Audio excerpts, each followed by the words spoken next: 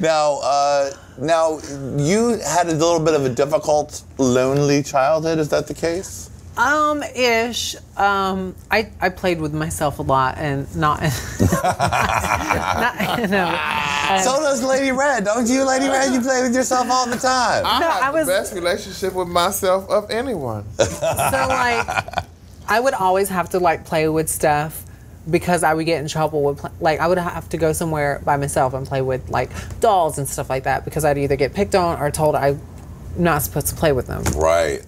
So that's why I spent a lot of time by myself. But like my friends, all my friends knew like when we would play Power Rangers or whatever, like I was gonna be the yellow one. Like I was always a girl with everything we did. Right. And I remember I used to tell people on the playground, I was like, I'm a girl. And they were like, what? And I'm gonna tell you a really embarrassing story. Oh my God. I was like 4 years old and I was like at the playground behind my house. And so that kind of situation happened where I was telling them that I was a girl.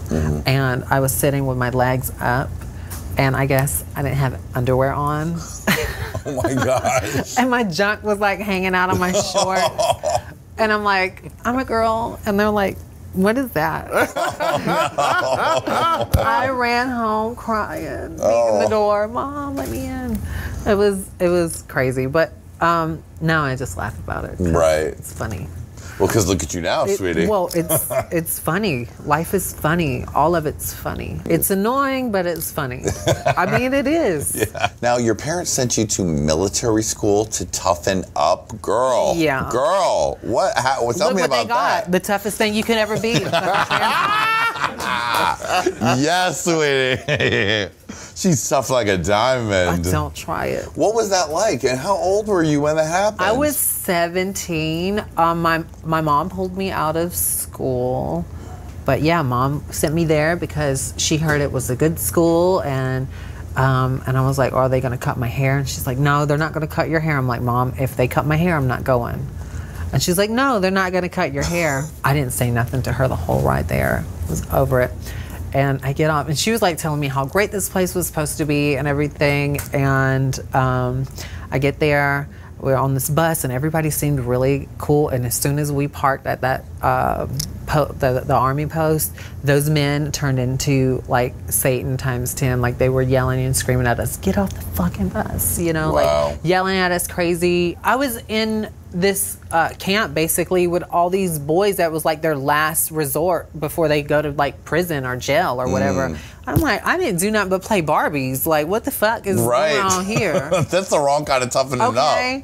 Oh, and they shaved my fucking head. Of course. And made me pay for it. So we're like lined up, and I'm like, what is happening here? And they're like, you can have your $20 ready. And I'm like, for what? And I give them $20, and then we walk in this other room, and they say, sit down. I'm like, what? I was going to be like, can you just take off the sides? Honey, he took that clipper and went straight down the middle.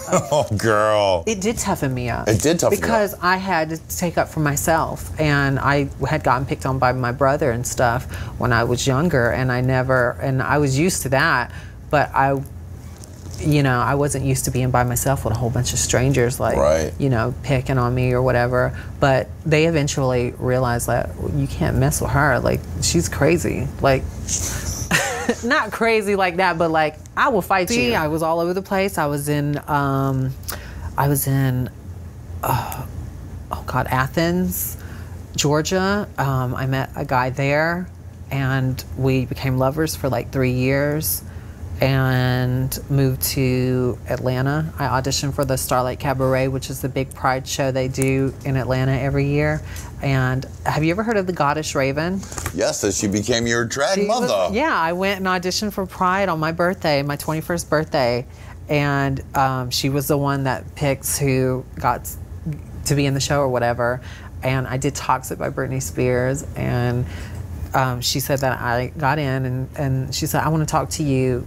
And she pulled me off to the side, and she's like, look, I don't do this ever, but like, I want to help you. I want you to be my drag daughter. Wow. And like, I learned so much from her. Like, really, I did. She's old school drag, and she was like what they call a female impersonator. She did drag, but she was more like a female impersonator, like Dolly Levi. Like, right. It's not so much like high glamour drag or over the top drag. It's like this guy is dressed like a woman. She looks like a woman. She moves like a woman, and it's like what Trinity Taylor does. Trinity Taylor is a female impersonator. Right.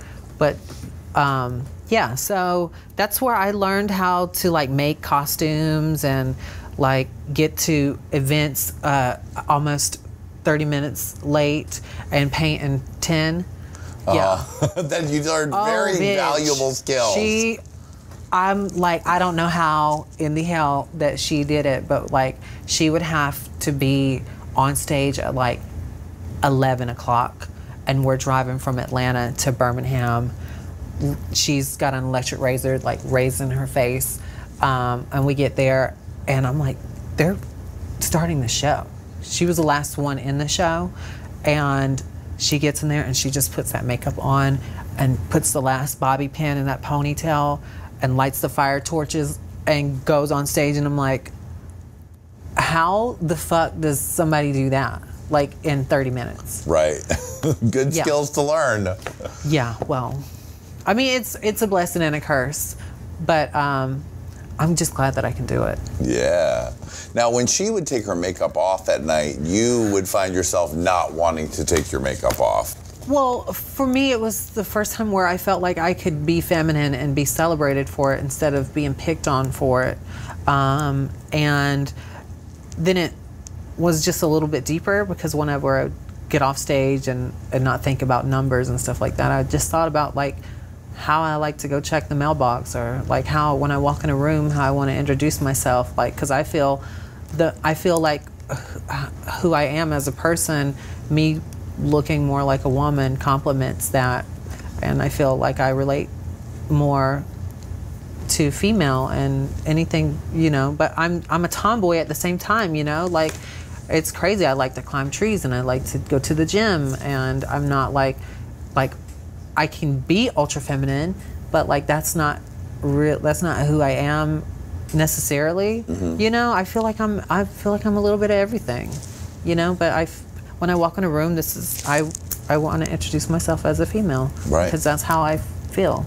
Yeah, and that's the most important thing. It's hard for trans people in the South. It really is. And I mean, if there's anybody from one of those little small towns, like that's where I'm from, and here I am in Hollywood on Hey Qween. You know what I'm saying? Like it can happen. Like you just have to like not stop dreaming, and every step closer to it is one step closer to it. Yeah. Well said, honey. Yeah, I think that deserves a round of applause, don't y'all? Yeah.